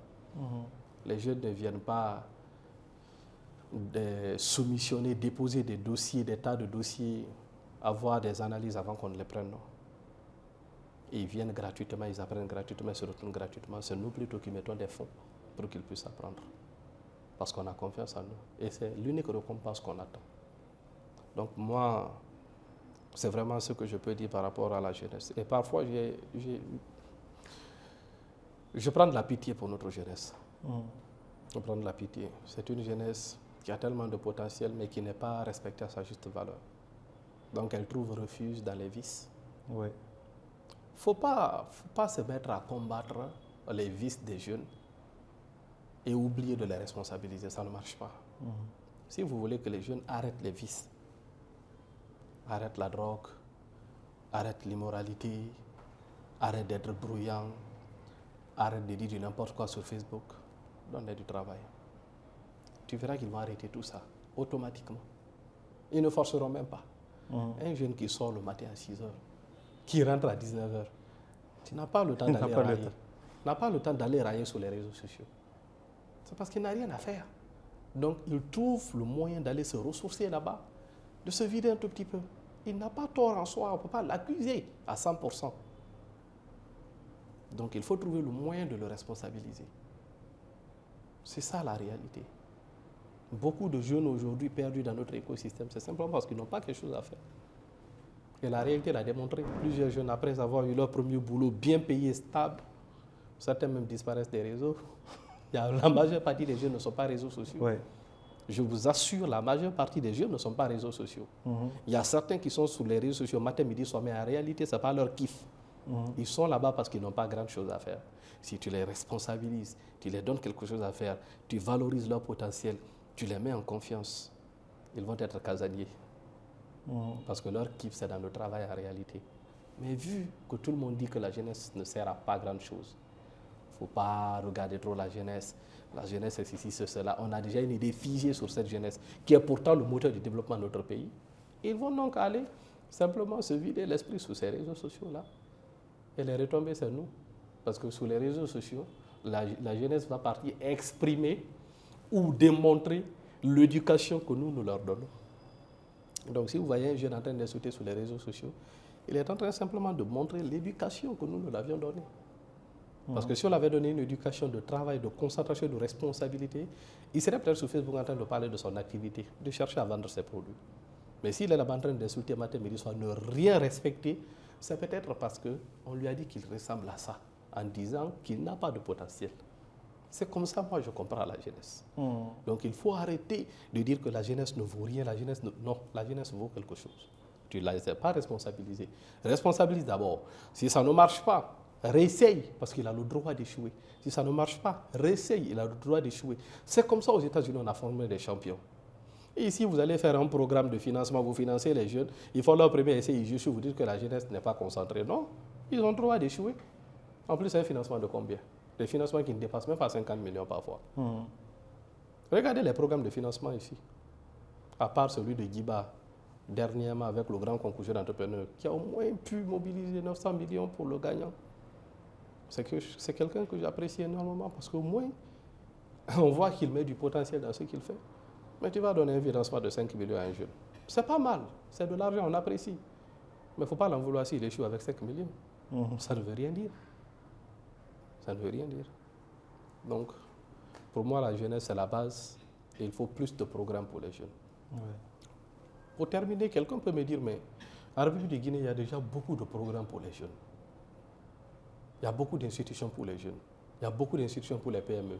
On dira qu'il y a le FODIP, on dira qu'il y a le FONIGE, on dira qu'il y a le Fonds de garantie de prêts aux entreprises, on dira qu'il y a tel programme, tel programme, tel programme. Oui. Mais mon problème avec les programmes de l'État, ou des nombreux programmes que nous voyons dans le pays, ce sont des programmes qui n'ont pas d'impact massif. Je vais vous prendre un exemple. Vous voyez le FODIP, qui décide d'accompagner ou de financer le secteur privé, reçoit par exemple 700 dossiers. Mais dans les 700 dossiers, il n'y a même pas 100 dossiers structurés. Selon leurs propres statistiques. Et dans les 100 dossiers qui ne sont même pas structurés, ils ne vont peut-être que valider peut-être 10 dossiers. Et dans ces 10 dossiers, ils vont financer peut-être 3 ou 5. Comment de 700 dossiers, on se retrouve à financer 500 dossiers 5 dossiers. De 700, on descend à 5. Qu'est-ce qui explique cet écart-là? Tout le reste là, ils ne sont pas structurés, ils ne sont pas organisés, vous ne les avez pas validés. Quel programme vous avez mis en place pour les structurer? Voilà la vraie question. Donc aujourd'hui, l'État peut se défendre. Mais oui, pour répondre aux questions d'insertion jeune, aux questions d'emploi des jeunes, on a mis en place par exemple la GIP. OK. C'est quoi les actions de l'AGIP sur l'étendue du territoire national? C'est quoi les résultats? Concrètement, comment est-ce qu'on peut évaluer, quantifier, mesurer les résultats de l'AGIP sur le plan national? C'est insuffisant. Parfois, ce n'est pas la faute de l'AGIP. Parce que peut-être qu'ils n'ont pas suffisamment de moyens pour pouvoir déployer leurs idées. Parce que ceux qui sont là-bas sont déjà peut-être qui ont les mêmes idées que moi, certainement. Oui. Mais peut-être qu'ils n'ont pas suffisamment de moyens pour pouvoir déployer leurs idées. Qu'est-ce qu'il faut donc faire? Il faut trouver le moyen de les accompagner. L'État doit les mettre dans les priorités. Je trouve qu'en Guinée, il y a beaucoup de choses qui sont prioritaires, en réalité qui devraient être derrière. La question des jeunes, c'est en Guinée, on pense qu'on ne devrait pas avoir un ministère de la jeunesse. C'est rigolant. Quand l'État a fait la réorganisation du gouvernement, on dit pourquoi un ministère de la jeunesse, ce n'est pas nécessaire. Ça m'a choqué. Pourquoi un ministère de la jeunesse? Ça devrait être un des ministères comme l'éducation nationale qui absorbe autant de capitaux. Parce que 60% de notre population est jeune. Il faut un ministère, il faut des fonds, il faut des programmes, il faut tout un budget. Il faut tout un déploiement pour permettre à ce stock de jeunes que nous avions de pouvoir valoriser leur potentiel. Parce que c'est là où il y a le développement de notre pays. C'est ça la vraie réalité. Et je vais m'aller plus loin. Je suis dans les mines. Ce n'est pas les mines qui développent un pays. Je suis dans les mines. Ce n'est pas les mines qui développent un pays. Ce n'est pas Simandou qui va développer la Guinée. Ce qui va développer la Guinée, c'est les retombées de Simandou réinjectées dans le capital humain, tel que Simandou Academy. Réinjectées dans l'éducation, réinjectées dans la santé, dans les infrastructures, dans la culture, qui va développer le pays en réalité. C'est pourquoi j'aime beaucoup ce pilier du gouvernement-là, où on dit on va prendre les recettes de nos mines pour les injecter ici, ici, ici, ici. J'aime beaucoup ça. Mais il faut que ça se respecte. Il ne faut juste pas que ça se dise. Sinon, en réalité, les mines, ça ne sert qu'à enrichir les entreprises. Les Guinéens peuvent dire, mais on ne croit pas au programme Simandou. Non, il faut croire. Pourquoi? Parce que Rio Tinto n'est pas là pour jouer, ce ne sont pas nos camarades. Rio Tinto est là pour faire de l'argent. C'est une entreprise avec un conseil d'administration, un objectif bien établi. Ils ont fait le benchmark. Dans tout le potentiel minier, ils ont choisi la Guinée. Si c'est la Guinée qu'ils ont choisi, ça veut dire qu'il y a un potentiel. Et s'ils ils sont capables d'investir jusqu'à 20 milliards, Rio, Baou, Winnie Consortium, ce qui veut dire qu'il y a un potentiel en Guinée. Et ceux-là ne sont pas là pour jouer. Donc il y a de l'argent et le projet Simandou existe bel et bien. Mais qu'est-ce qu'on fera des recettes qui vont revenir à nos États? Est-ce que nos États seront assez responsables pour que ces recettes-là soient redirigées vers le développement de notre pays, comme c'est dit, dans l'éducation, dans les infrastructures, dans la santé, dans la culture? Est-ce que ça va se respecter? Quand cela va se respecter, on va parler d'un pays en voie de développement. Mais sinon, si l'argent vient et puis c'est orienté dans d'autres priorités que ce qui est cité, on aura notre pays qui va stagner même après Simandou. C'est pourquoi je dis que les mines ne développent pas un pays. Ce qui développe un pays, c'est les recettes orientées. Convenablement dans les priorités de notre nation. C'est ce qui va développer la République de Guinée. Et j'aimerais que l'une des premières priorités soit la jeunesse. Parce que la jeunesse est 60% de la population, voire même 70%. S'il y a beaucoup d'appui à la jeunesse va valoriser son potentiel, va reprendre l'économie, va créer des entreprises, va être plus responsable et va mieux décider pour notre pays. C'est tout. C'est tout à fait louable, votre engagement, votre combat. Et c'est une énergie que vous transmettez. Je suis là à vous écouter. Je sens cette vibration et cette énergie. Ça se transmet. Parce qu'aujourd'hui, comme vous le dites, on a besoin de partager. On a besoin de partager. Malheureusement, notre jeunesse, le success stories qu'on les a vendus, le rêve guinéen qu'on les a vendus, c'est un mauvais rêve. C'est le rêve de celui dans le quartier qui va mobiliser des jeunes, qui va soutenir quelqu'un, faire beaucoup de bruit quand il y a la campagne qui arrive. Et à un moment, lui, il devient quelque chose. Et c'est ça le rêve aujourd'hui. Et voir aujourd'hui que non, il y a tout un chemin, notre chemin qui est possible, comme M. Billy le fait. Mais on a besoin de communiquer cela, on a besoin de vendre ça. Si on ne le vend pas et qu'on ne ne se rend pas compte que c'est possible, on va toujours rester dans cette jeunesse qui, entre guillemets, qui se vend à bas prix. Tout à fait. Et qui se vend à bas prix. Donc, aujourd'hui, je voudrais aussi qu'on se focalise sur la personne de Joseph Maxime Bilivogué. Tout ce que vous avez raconté, tout ce que vous avez bâti aujourd'hui, vous l'avez bâti avec une certaine rigueur sur vous-même, avec un certain principe. Je vous écoute souvent et il y a des éléments qui reviennent beaucoup dans vos interventions qui sont l'audace, qui sont l'humilité, qui sont le courage et la résilience. En dites-nous plus, quels sont vos moteurs aujourd'hui qui font que, au-delà de tout, parce que quand on vous entend dire, on va penser que c'est facile, mais il y a eu beaucoup de hauts et de bas. Tout à fait. Qu'est-ce qui fait que vous gardez toujours le cap? Les difficultés, nous les avons tous, en réalité. Souvent, j'aime même le dire, nous sommes tous dépressifs, mais pas des mêmes niveaux. Certains sont dépressifs à un niveau aigu, certains moins, d'autres bas, certains plus bas. Mais on a tous des difficultés. Dans mon parcours aussi, j'ai connu beaucoup de difficultés. Quand j'explique les choses de cette façon, dans une interview de 40 minutes, ça passe très vite et on a parfois l'impression que c'est très vite allé, mais alors que non. Oui. Si vous prenez aujourd'hui de 2016 jusqu'à 2025, vous remarquez que c'est un combat de 10 ans quand même. Et un combat de 10 ans où chaque jour, il fallait mouiller le maillot. Et même malgré ça, on n'est pas encore une multinationale. On est juste une holding à l'échelle guinéenne. Il y a eu des règles qui ont permis que je sois toujours sur le terrain. Et ce que j'ai partagé avec vous. Le premier point, c'est d'abord de connaître d'où l'on vient. Vous voyez, quand vous savez que votre écosystème est difficile, qu'il n'y a pas de soutien, qu'il n'y a pas de moyens, mais que vous décidez de réussir, il faut être capable de connaître d'où l'on vient. Et connaître d'où l'on vient, ce n'est pas juste de se souvenir du nom de son village. C'est de se souvenir de l'effort incommensurable qu'a fait nos parents pour qu'on soit où nous sommes.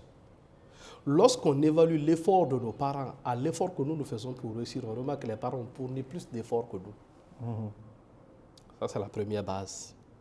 Parce que si tu remarques que ton père a dû travailler avec un salaire de misère pour toi te nourrir, te mettre à l'école, te soutenir jusqu'à ce que tu arrives à l'université, quand tu penses au salaire qu'il a eu et que même aujourd'hui, toi, tu es capable de rejeter ce salaire-là, c'est quelque chose d'extraordinaire. Ça, c'est un des éléments qui motive. Ne jamais oublier d'où l'on vient. Le sacrifice des parents. Moi, dans mon village, avoir un diplôme, c'est une fête. C'est une fête. Donc, je ne peux pas venir d'un endroit comme ça et je me dis que je dois faire les choses à demi-moitié, non. Je suis né dans un environnement où j'ai vu mes parents en train de travailler comme des fous pour pouvoir faire bouger les lignes dans la famille.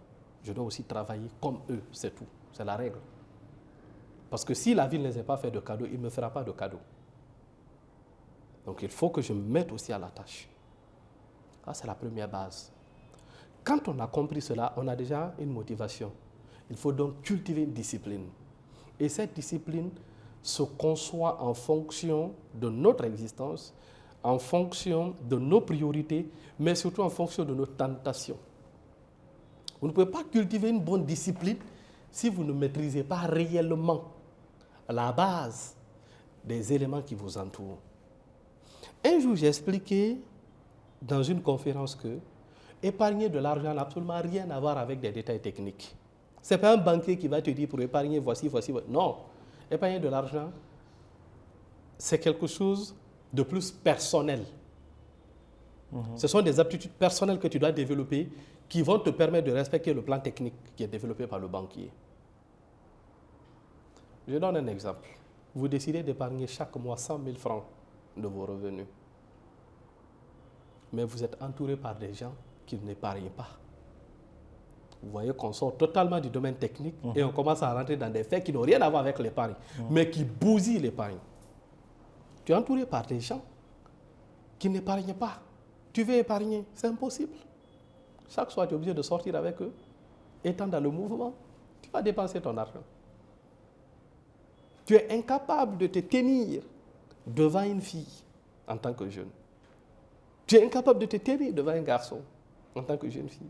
Tu veux épargner comment? Tu ne pourras pas. Parce que dès que tu épargnes, une fille passe, tu retires, tu vas faire un programme au restaurant.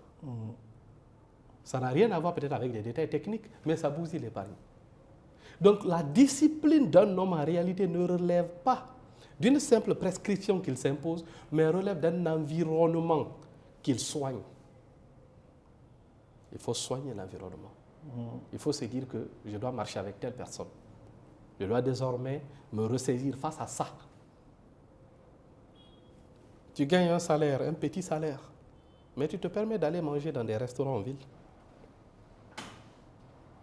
où le plat coûte 200 000 francs. Le plat coûte 200 000. Donc dans le mois, si tu calcules, tu te retrouves dans des millions qui dépassent déjà ton salaire. Et à la fin du mois, tu te retrouves endetté, tu te poses la question, mais comment c'est possible? J'ai juste mangé ma nourriture. Non, tu n'as pas mangé ta nourriture. Tu as surmangé ta nourriture. Voilà des éléments qu'il faut aussi tenir en compte. Donc soigner son environnement facilite votre discipline. Tu ne peux pas dire que tu veux être discipliné, tu ne veux plus être dans l'immoralité, dans la débauche. Mais tu es avec des amis qui sortent avec 5 copines. Ils viennent t'expliquer leurs histoires, leurs 400 coups. Ça va te motiver à faire pareil. L'environnement corrompt très mal les bonnes mœurs. Très, très mal. Donc, votre discipline, moi, ça a été l'un des facteurs importants pour moi. C'est même pourquoi je n'ai pas eu honte, même étant à l'université d'architecture, de laver des véhicules. Je n'ai pas regardé l'image que les gens avaient de moi. Je n'ai pas regardé que non, les gens savent que mon père est un fonctionnaire dans le gouvernement. Je n'ai pas regardé que non, ma famille est reconnue en forêt. Non, je suis allé laver des véhicules. Je n'ai pas lavé des véhicules, ce n'est pas en train de faire un podcast. C'est anodin, mais c'est réel.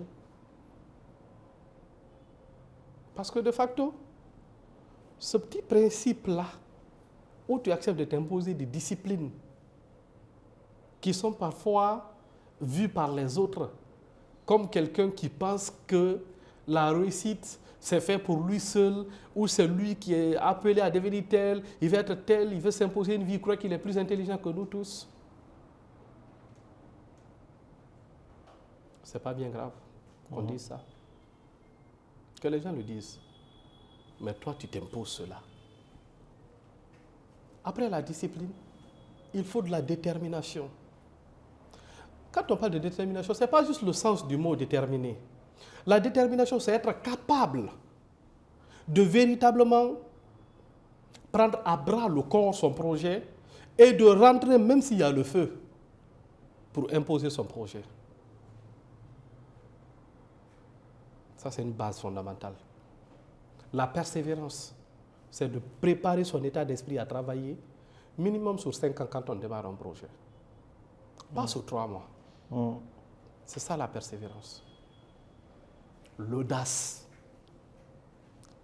De n'avoir peur de s'imposer. Aujourd'hui, le jeune Guinéen a peur de s'imposer. Non, dès que tu vas commencer à parler de tes compétences, de ton profil, de te mettre en valeur, on va dire que tu es orgueilleux, que tu te prends, il n'y a pas de problème. Ce n'est pas parce que 30 personnes t'ont dit que tu es orgueilleux, ça veut dire que 50 personnes qui ont dit que tu es brillant, ça veut dire que les 30 personnes dépassent les autres, mais en Guinée, on aime plus se concentrer sur ce qui est mauvais que sur ce qui est bon. Et moi, c'est une réflexion que j'ai tout de suite compris, en tant que personnalité. Généralement, tu as 1000 commentaires sur une publication, tu as 999 commentaires positifs qui t'applaudissent, qui te félicitent, qui reconnaissent en toi quelque chose d'extraordinaire. Tu as un seul commentaire qui vient te dire, oh, c'est nul. Mais tu viens répondre ce commentaire et tu laisses les 999 commentaires. En réalité, tu devrais répondre aux 999 et étouffer les commentaires. Parce que ça ne représente rien, en fait. Ouais. C'est comme l'anecdote du tableau blanc avec le petit point noir à l'intérieur. Tout de suite, là, quand j'ai présenté un tableau blanc, j'ai dit, qu'est-ce que vous voyez? Vous allez dire du blanc. Mais j'ai mis un petit point à l'intérieur, j'ai dit, qu'est-ce que vous voyez? Vous allez dire, je vois un point noir. Et tout le blanc qui est à côté du point noir, qu'est-ce que vous faites de ça? Donc, être capable d'être audacieux. Et même si Les gens vous traitent de n'importe quoi parce que vous êtes audacieux, vous vous en foutez, vous continuez sur votre projet. C'est ça qui caractérise les gagnants. Vous imaginez le mental de Kylian Mbappé à cet âge-là, quand il remporte la Coupe du Monde? Vous imaginez le mental de Lamine Yamal aujourd'hui? Ils sont audacieux. C'est ce qui fait qu'ils sont champions. Il faut que les jeunes développent ça. C'est pourquoi moi, mon second nom, c'est l'audace. Je m'en fous de ce que tu vas penser de moi. Mais je suis audacieux. C'est pour mon bien. Ce n'est pas pour ton bien.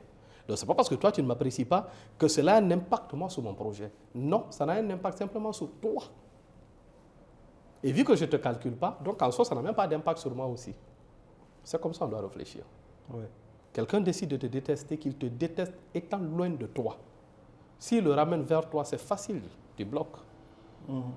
Tu bloques tout simplement. Il n'y a rien à faire. On ne répond pas aux gens haineux. On bloque, on passe.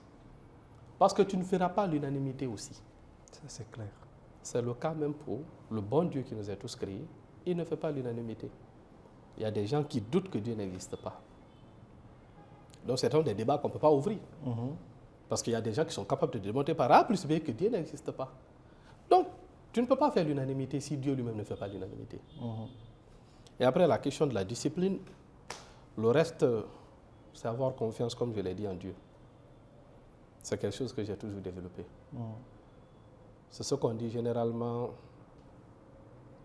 Daoudé Bességué, mais à Temalo.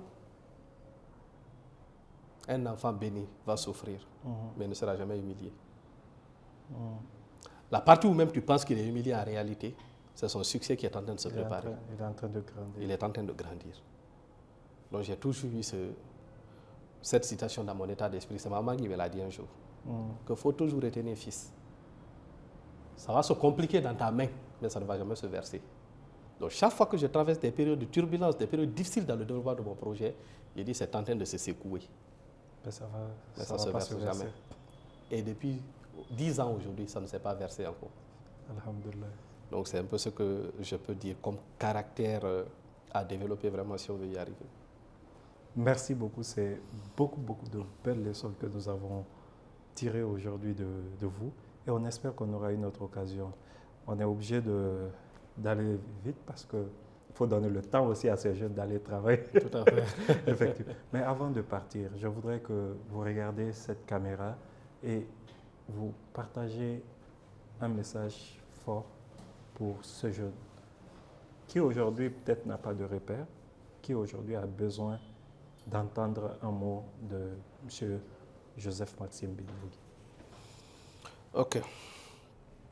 Le message que je peux passer aujourd'hui à toute la jeunesse guinéenne que j'aime tant, que j'apprécie, en qui je crois véritablement, c'est de ne jamais se résigner, de ne jamais accepter d'être traité d'incapable, de ne jamais accepter d'être traité de petit et de ne jamais accepter d'être traité de moins que rien. Même si vous n'avez rien aujourd'hui dans votre poche, même si aujourd'hui vous vivez dans une petite maison d'1 mètre carré, même si aujourd'hui vous peinez à avoir quelque chose à manger, mais dans votre état d'esprit, vous avez un projet, vous avez des rêves, vous avez une vision, que cette vision-là soit votre leitmotiv et que personne ne s'appuie sur votre condition actuelle pour déterminer qui vous serez demain. Basez-vous toujours sur ce que vous avez en tête, votre projet, et de vous dire que demain, vous serez quelqu'un d'important. Nous sommes dans un écosystème où on a tendance à facilement rabaisser des personnes qui ont des talents. Et ça fait qu'aujourd'hui, nous avions perdu énormément de rêves, énormément de projets à valeur ajoutée. Ne sois pas dans ce lot-là. Je veux que tu aies confiance en ton projet. Je veux que tu sois déterminé. Je veux que tu aimes ce que tu fais et que tu sois surtout persévérant.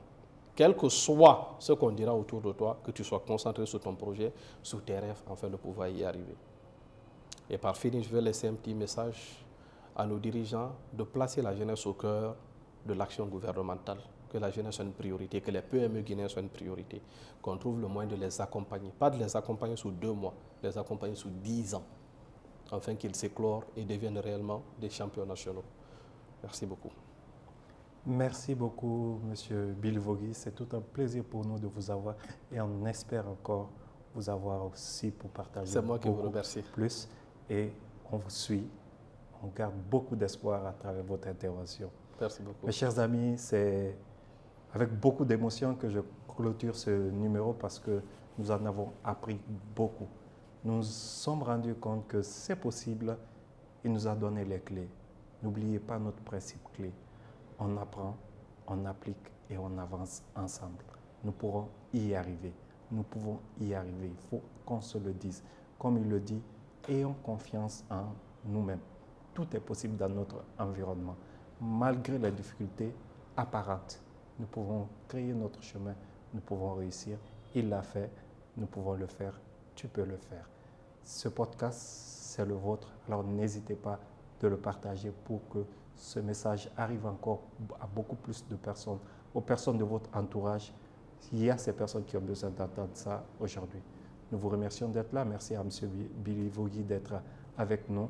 Merci à vous d'être là. Et surtout, merci à notre partenaire Reporter Horizon qui rend cette production possible grâce à ses équipements, grâce à son expertise avec nous. Allez, à très bientôt pour d'autres numéros. Merci.